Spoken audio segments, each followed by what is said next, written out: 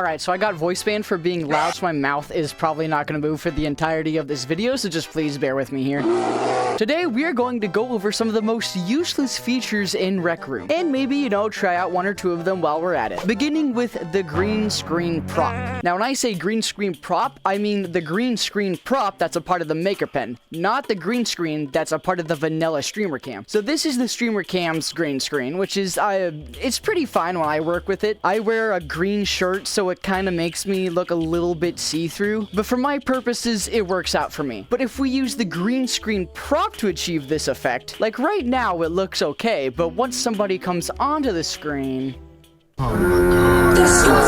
there's like this weird sort of glowy outline around me, and it just looks poopy, you know? While we're on the topic of creative tools, let's take a look at the Maker Pen AI. Specifically, the so-called deal it is to rent it for a day for $2.99 or something like that. I can't remember how much. So if we go into store here, and then I think there's like its own category for it. It might be exclusives? No, that means Rec Room Plus exclusive. Is it consumables?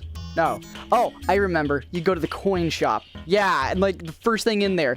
$2 a day for a freaking robot girlfriend. I don't know. So of course this is absolutely absurd. Firstly, you get it if you're a part of Rec Room Plus, but the thing already is really not that very good at working. The whole deal is supposed to be really good because with this you're able to like do it in any Rooms 2.0 room, where if it was just Rec Room Plus deal, you do it, you'd be able to have it only in your dorm room, which I don't really see the difference here, but let's try it out. I should have read that fine print. What did that say?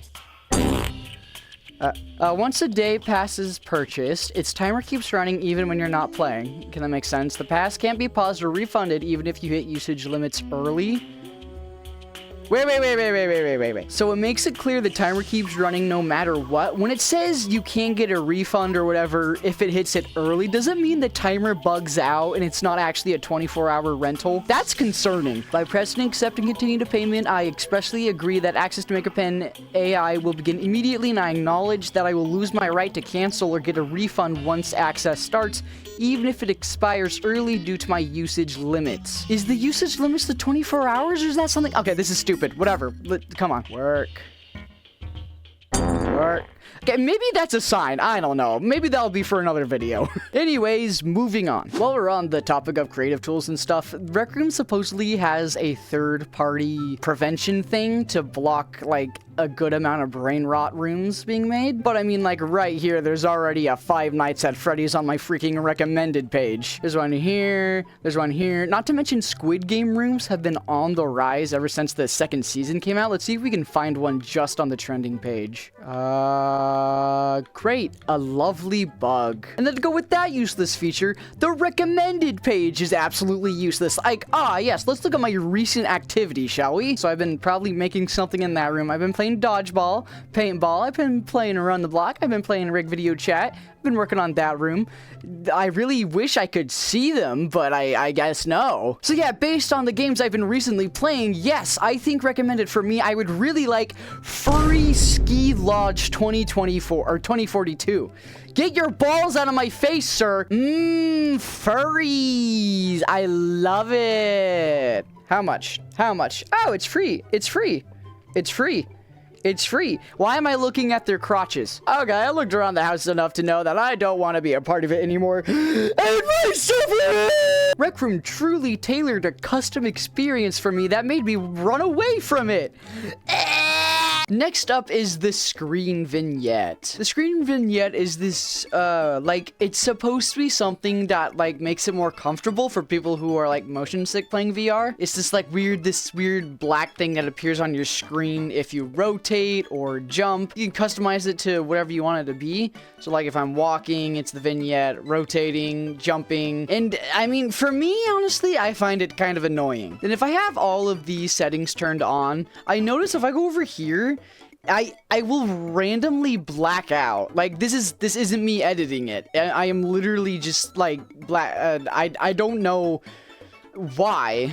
Do you find the vignette helpful? Let me know. Try to matchmake me with non-junior players. I don't know if this works or not, because firstly, obviously, juniors are gonna probably lie about their age online, so, you know, junior on a non-junior account. And I don't think it even works at all in general. With it turned on, I'm gonna go, like, check, I don't know, like, lounge or something and see if it actually works. Excuse me, are there any juniors in here? Oh?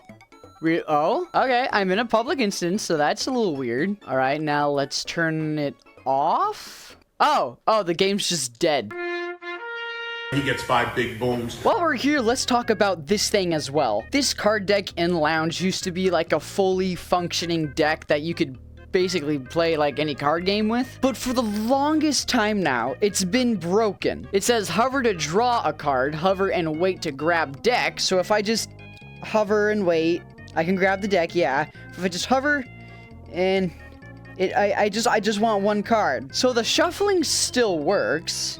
It's just really, that's all you can do with it. Oh my gosh, I actually just noticed this. This symbol that looks like an A on the cards is actually the same symbol in soccer. Yeah, look at that, AGSN against gravity.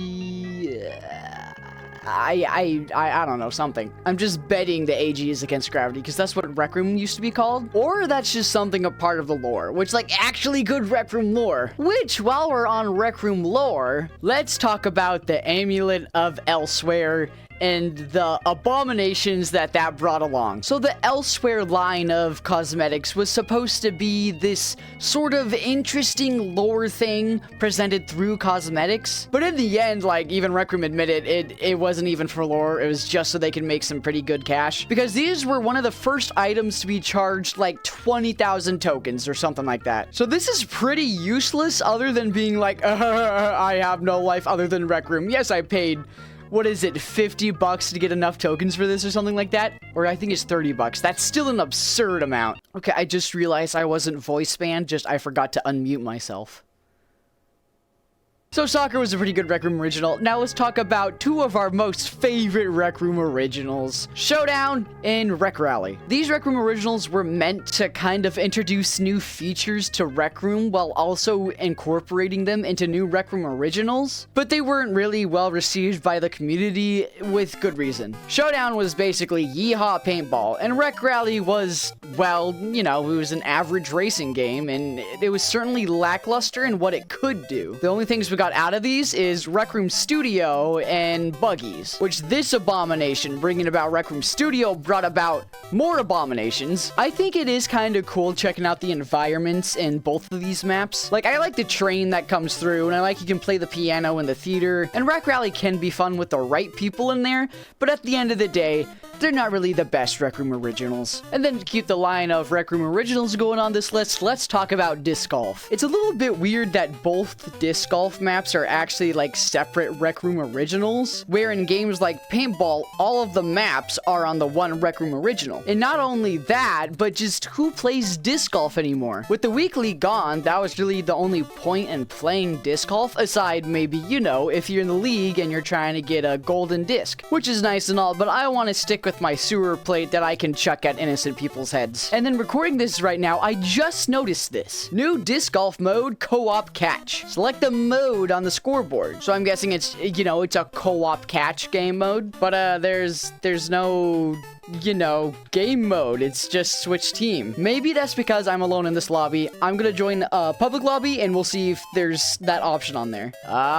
No, nothing. And this is turned off. I was expecting at least juniors to be in here, but I guess nobody. I guess that means Disc Golf is dead, so that makes it even more pointless. Oh wait, the camera's following. Oh, right. Reviving teammates in laser tag. So the whole point of laser tag is it's a 4v4 team PvP game, and it's the first team to score 400 points wins. If you get tagged, then you're down for about 5 seconds unless a teammate comes over and revives you, but really there's no point in reviving teammates. In games like Garden Warfare, when you revive a teammate, it takes a little bit away from the enemy score, but in laser tag, it just revives them on the spot. There's no like penalty against the enemy team, nothing. And in fact, it's even worse for you Because if you revive a teammate, but you're outnumbered, they'll keep shooting at you and killing the both of you as you keep reviving each other. So really, they're just stacking up points because of your death. I've been playing laser tag for a lot of years, sadly. And I've seen that happen so many times. I call that a meat grinder. Honestly, it's not really worth it to revive your teammate. Take it from me. But it is kind of good if you make your enemy team keep reviving each other and you just keep killing them. Then, you know, you rack up easy points. Infinite money glitch. Rec Royale mentioning new seasons in the season pass. We've had the same season since this Rec Room original came out, and it's been years. Are we going to get a new season? No. While we're here in Rec Royale, let's talk about another useless feature. A freaking chest on the lobby island. Like here, I think if we zoom in, you see it right there, that little white speck. And I've glitched outside the lobby here to show you that yes, you can reach it, and yes, you can open it. So it's like, what's the point? What is this for? I don't know for sure if you can, like, open the chest and bring the weapons into the gondola with you. So if anybody knows anything on that, let me know, please. Because otherwise, it's just useless. You're useless!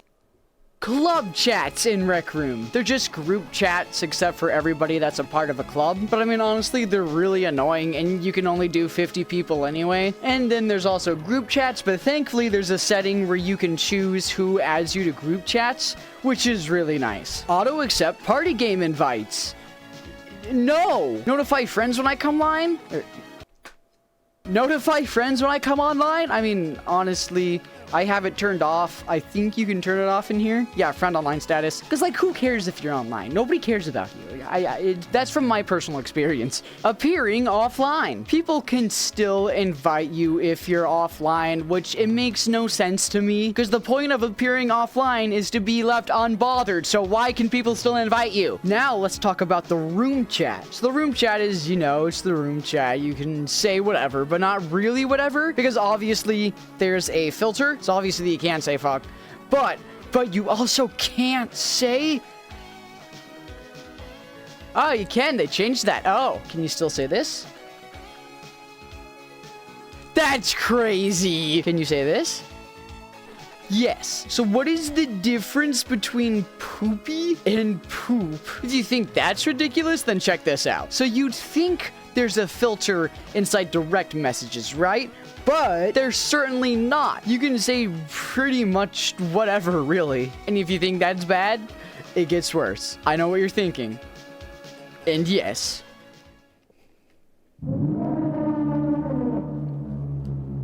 And now let's talk about the ignore bubble. So you see, like, when you get close to people, they'll, like, fade in and out. Honestly, I find it kind of annoying, but it is definitely handy to, like, ignore people getting up front with you and stuff like that, but it's not gonna save you from getting, you know, bucket trolled. I'm looking for a victim that won't vote kick me. Here, how about you?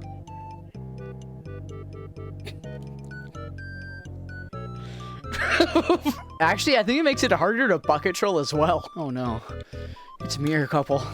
I'm gonna stay right next to them so I can't see them with my ignore bubble. Pop-up games, which, I mean, like, it's a nifty idea, but who's gonna use it?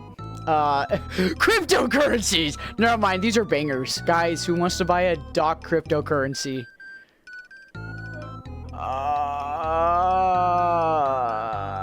User-generated cosmetics, because...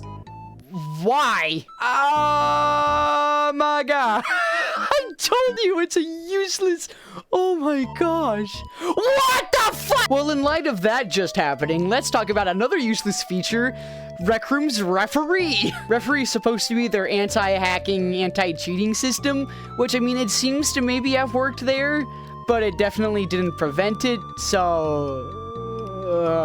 Level 50 boxes, which is pretty self-explanatory if you know what you know. Most players will spend nearly up to a year grinding a Rec Room to get their level 50 box, and it usually always ends up as something completely stupid. What I got from my level 50 box was a hat, and it was the greatest thing ever.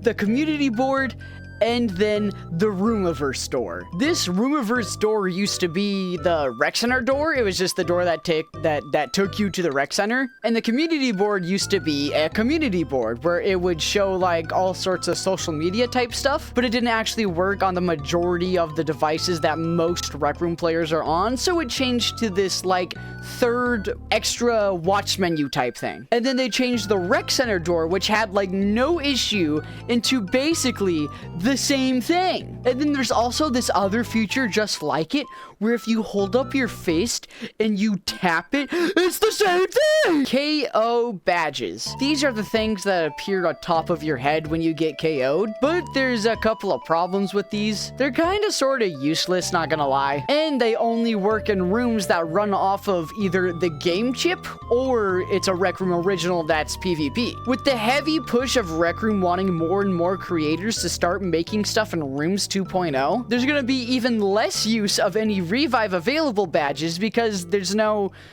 game chip in Rooms 2.0 and there's no chip that makes you display your badge as far as I'm aware of. The potions are actually kind of fun, so I wouldn't call them useless, and you could argue that the films are pretty useless, but personally I think they're kind of cool and not entirely useless, but there is one film that is pretty useless, and I'll get to that in a second. Literally any of the Rec Room AMAs. If you haven't watched a Rec Room AMA, I highly recommend you do, because I guarantee you will lose brain cells. Literally any of the collabs Rec Room has done, which some of them are okay, like the Destiny 2 collab, but like, oh yes, we totally needed a collab with Puma, you know, the socks with the flippers, ah yes. The swap and play feature. So say I'm playing on Rec Room right now on my account, and then on another device, somebody logs in onto my account. Before they actually load into the game, there's a swap and play option, which if they click it, they get put into the game and I get booted out saying somebody else is playing. Shouldn't the person already playing be like prioritized? Like if that was a hacker on the other end logging into my account and then I just get booted out,